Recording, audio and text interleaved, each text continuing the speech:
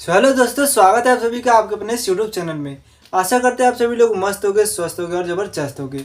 इसी स्वस्थ होने के साथ साथ आप हमेशा पढ़ते रहिए, हमारे साथ पढ़ते रहिए और आगे बढ़ते रहिए। ठीक है। आज हम पढ़ेंगे क्लास 9 का गुरुत्वाकर्षण का चैप्टर।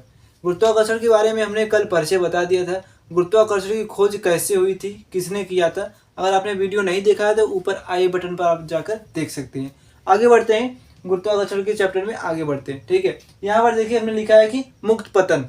अब मुक्त पतन क्या होता है, देखिए यहाँ पर इसका परिभाषा लिखा है। परिभाषा क्या है एक बार पढ़ लेते हैं, उसके बाद हम आपको समझाएंगे। ठीक है। देखिए, जब कोई वस्तु केवल पृथ्वी के गुरुत्वीय प्रभाव के कारण पृथ्वी की ओर गिरती है तो उसे क्या कहते हैं, मुक्त पतन कहते हैं। ठीक है। जैसे देखिए यहाँ पर मान लीजिए हमने कोई ले लिया मार्कर। ठीक, मार्कर ले लिया, ये आपका हो गया मार्कर, ये आपका हो गया सेकेंड वाला मार्कर। ठीक है। अब इसमें से देखिए ये आपका ये मार्कर और ये कैप हो गया। इसमें से भारी कौन सा है, भारी आपका है मार्कर वाला, कैप तो हल्का है ना। ठीक, अगर इसको हम दोनों को छोड़ेंगे, ठीक है, दोनों को छोड़ेंगे तो क्या होगा, दोनों एक समान पर धरती मतलब जमीन से टकराएंगे। ये मतलब भारी तो ये नहीं कि जल्दी गिरेगा, ये हल्का लेट में गिरेगा, ऐसा नहीं होगा। दोनों क्या करेंगे, एक समान पर जो भूमि से मतलब धरती से टकराएंगे। यही होता है मुक्त पतन।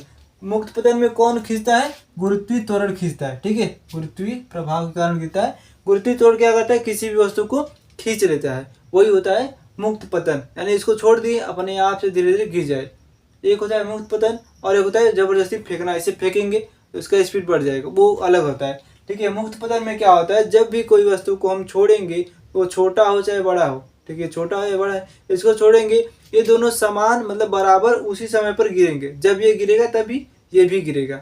ये हो गया। उसके बाद देखिए गुरुत्वीय त्वरण की गणना। अब इसकी हम गणना कैसे करेंगे, गुरुत्वीय त्वरण की। जो गुरुत्वीय त्वरण आपका होता है उसे हम किससे दिखाते हैं, जी से दिखाते हैं। ठीक है, स्मॉल जी से दिखाते हैं गुरुत्वीय त्वरण को। अब इसका हम कैसे गणना करेंगे, आइए देख लेते हैं, उसके बारे में पढ़ लेते हैं। देखिए सबसे पहले आपको निकालेंगे, समीकरण निकालेंगे। जैसे मान लीजिए आपका हो गया यहाँ पर फोर्स, स्टार बना देते हैं फोर्स। ठीक है, फोर्स बराबर क्या होता है, एम ए होता है। ठीक, आपको हमने बताया था फोर्स बराबर क्या होता है, एम ए होता है। ठीक, उसके बाद क्या करेंगे, अगर जी के मान निकालेंगे, कल हमने आपको बताया था गुरुत्वीय जो गुरुत्वीय बल होता है उसका मान क्या होता है, उसको भी एफ से दिखाते हैं, एफ से दिखाते हैं, लेकिन उसका मान क्या होता है, जी बराबर होता है m1 m2 divide by r square, ये होता है। ठीक, अब इसको देखो यहाँ पर देखिए एफ बराबर इतना है, एफ बराबर एम ए है। इन दोनों को हम क्या करते मिला सकते हैं। ठीक, लेकिन देखिए यहाँ पर ये जो ए है आपका त्वरण है, एक्सेलरेशन है, लेकिन यहाँ पर त्वरण क्या है आपका, जी है। यहाँ पर देखिए गुरुत्वीय त्वरण जी है, तो ए को हटाकर हम जी भी लिख सकते हैं। ठीक है, क्योंकि ये भी त्वरण है, ये भी त्वरण है, लेकिन ये क्या जी कहाँ है, गुरुत्वाकर्षण में त्वरण है और ये और जगह त्वरण होगा। तो इसको हटाकर हम क्या लिखेंगे, यहाँ पर जी हो जाएगा आपका, ये हो गया जी। एफ बराबर एम जी हो गया, एफ बराबर इतना हो गया। अब इसको दोनों को बराबर कर लेते हैं। बराबर करने के बाद देखिए क्या आएगा, इसको बराबर करेंगे m g is equal to capital G m1 m2 divide by r square, ये हो गया। ठीक है, अब देखिए यम और यम, एक एम यहाँ से एक एम यहाँ से कट गया, कट जाएगा। उसके बाद ये कट गया, ये कट गया, बचेगा क्या, जी बराबर कैपिटल जी एम अपान में आर स्क्वायर, यही आपका हो गया गुरुत्वीय त्वरण। ठीक, गुरुत्वीय त्वरण की गणना ऐसे करते हैं, जी बराबर इतना निकल गया। ये स्मॉल जी और कैपिटल जी में संबंध है। ठीक है, स्मॉल जी और कैपिटल जी में संबंध, यहाँ पर लिख देते हैं स्मॉल जी तथा कैपिटल जी में संबंध, ये हो गया। ठीक, यही आपका है यहाँ पर, ये हो गया। अब इसी के सारे हम निकालेंगे जो स्मॉल वाला जी यानी गुरुत्वीय त्वरण का मान कितना होता है। ठीक है, उसको निकालेंगे। तो सबसे पहले देखिए इसको निकालने के लिए क्या करेंगे, हमको उसका मास और रेडियस, कोई भी वस्तु है, मान लीजिए कि पृथ्वी है। ठीक, ये आपकी पृथ्वी हो गई। अब ये पृथ्वी है, अब इसका हमें मास पता होना चाहिए। ठीक है, मास इसका कितना है, यानी द्रव्यमान कितना कितना भारी है, और इसका रेडियस पता होना चाहिए, यानी यहाँ से इसका रेडियस कितना होगा, रेडियस। दो चीज़ हमें पता होना चाहिए जब क्या करेंगे हम किसी भी वस्तु या कोई ऑब्जेक्ट उसका क्या कर लेंगे, गुरुत्वीय त्वरण निकाल पाएंगे। ठीक, उसके बाद देखिए, अगर आप सभी लोगों को पता होगा पृथ्वी का कितना होता है द्रव्यमान और कितना होता है रेडियस। ठीक, पृथ्वी का रेडियस होता है, नहीं द्रव्यमान सबसे पहले बात करेंगे। ठीक, यहाँ पर से देखिए पृथ्वी का द्रव्यमान होता है, यहाँ पर लिखेंगे, चलिए यहाँ यम माने कि मास हो गया। ठीक, यम माने कि मास हो गया, मास लिखते हैं। पृथ्वी का द्रव्यमान होता है 6 × 10⁻24। ठीक, ये हो गया। उसके बाद यहाँ पर मास है, द्रव्यमान है, द्रव्यमान मतलब केजी में नापेंगे तो यहाँ हो गया केजी। उसके बाद देखिए रेडियस, पृथ्वी का रेडियस कितना होता है 6.64 × 10⁻6। ये क्या हो गया आपका रेडियस है। हम लंबाई है यानी दूरी है, दूरी किस में नापेंगे, मीटर में। ठीक, यहाँ पर क्या हो जाएगा आपका मीटर हो गया। अब उसके बाद देखिए इतना हो गया। अब उसके बाद क्या करेंगे, इस सभी मान को उठाकर यहाँ पर रखेंगे, यहाँ पर मान को रखेंगे तो क्या हमें मिलेगा, जी का मान मिलेगा, यानी कि गुरुत्वीय त्वरण का मान मिलेगा। अब देखिए कैसे मिलता है, यहाँ पर रखेंगे जी बराबर हो जाएगा, इसका मान पता है आपको। ठीक है, कल बताए थे, कल हमने आपको कैपिटल जी का मान बताया था ना। ठीक है, और कैपिटल जी का मान किसने खोजा था ये आपको कमेंट में बताना है। ठीक है, हमने आपको कल बताया था 6.67 × 10⁻11 ये हो गया। उसके बाद m है, m का मान यहाँ पर देखिए कितना दिया है 6 × 10⁻24 ये हो गया। और उसके बाद डिवाइड करेंगे, डिवाइड बाई किससे होगा भाई, r स्क्वायर, r आपको पता है इसका स्क्वायर करना है। ठीक है, 6.4 × 10⁻6, 6.4 × 10⁻6। ठीक है, स्क्वायर करने से अच्छा है कि 2 बार गुणा कर दिए, वैसे भी हो गया।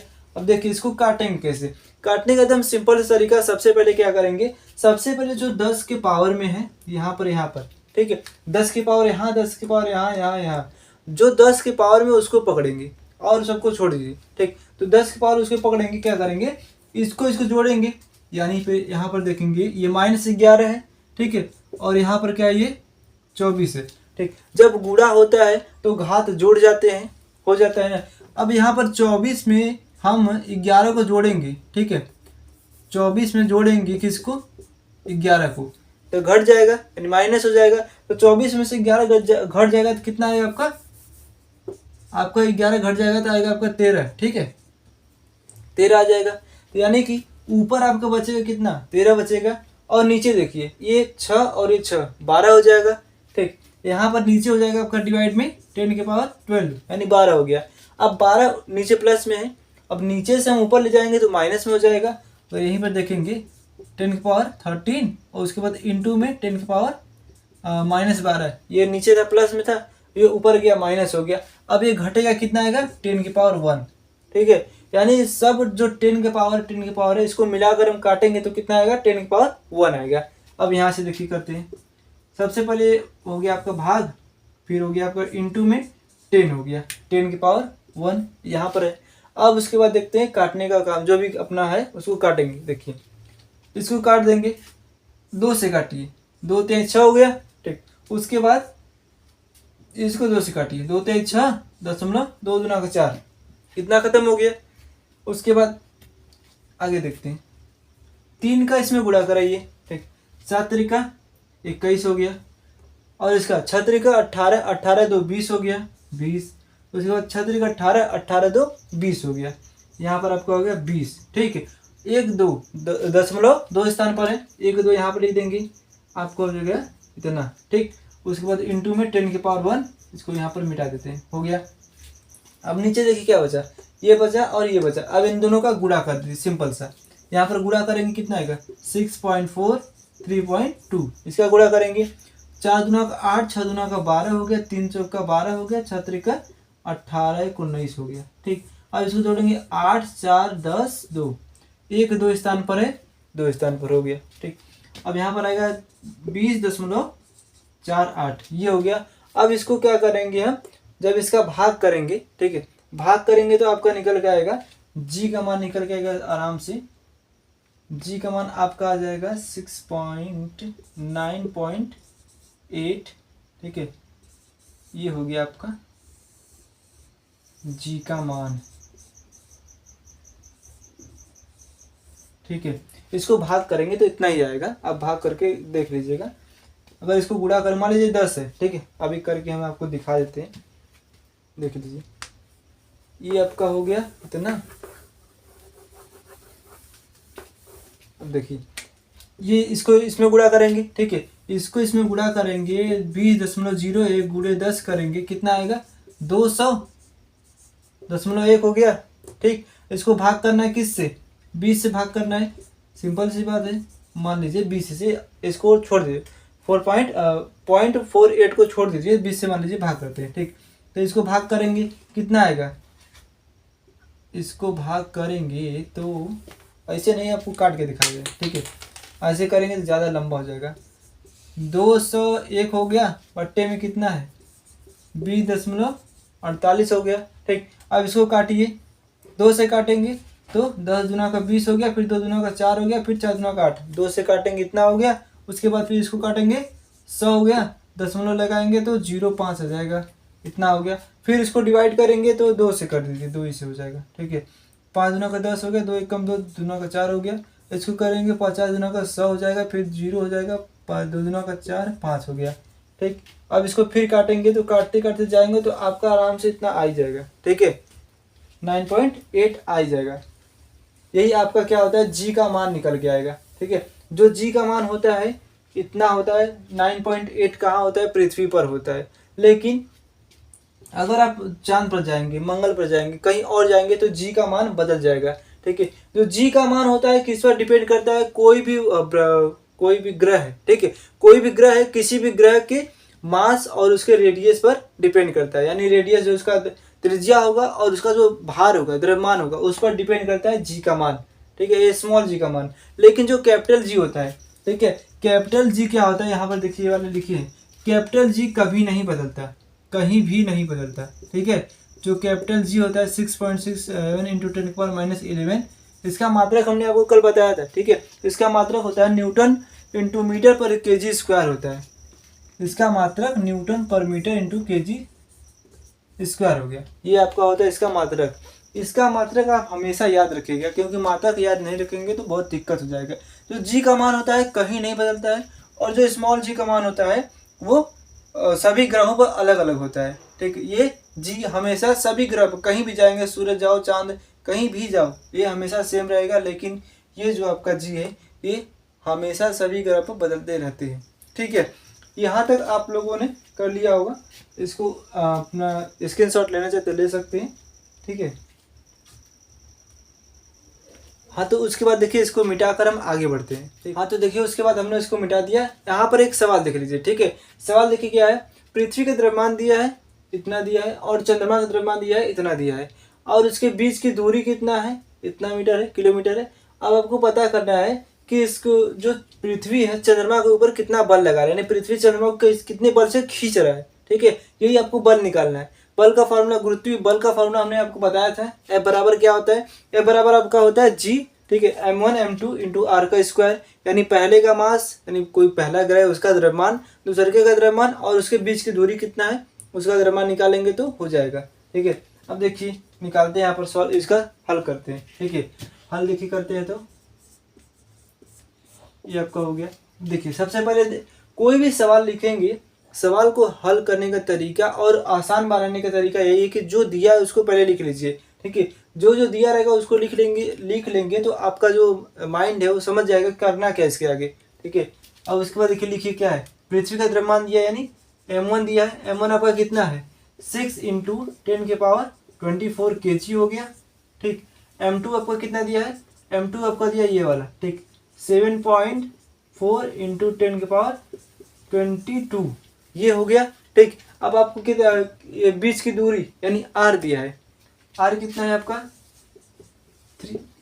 3.84 इंटू 10⁵ किलोमीटर ये हो गया। ठीक है, अब देखिए, अब आपको फॉर्मूला लिखना है। सबसे पहले फॉर्मूला यह बराबर आपका हो जाएगा जी m1 m2 divide by r का स्क्वायर, ये हो गया।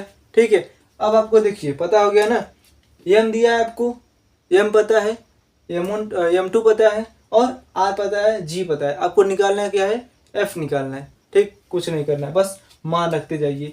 अब देखिए यहाँ पर रखेंगे मान 6.67 इंटू 10⁻11 इंटू एम का मान, m1 का मान कितना दिया है, ठीक है 6.10⁻24 और इसका m2 का मान 7.4 इंटू 10⁻22 ये हो गया।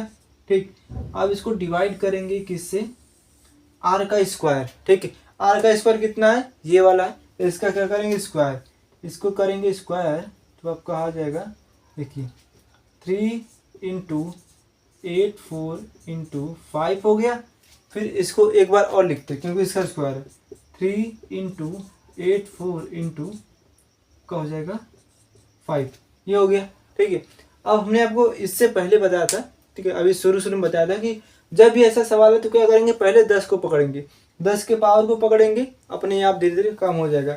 देखिए 10 के पावर को पकड़िए, यहाँ पर कितना है 24 है और 22 है, देखिए ये हो गया 24 और ये हो गया आपका 22।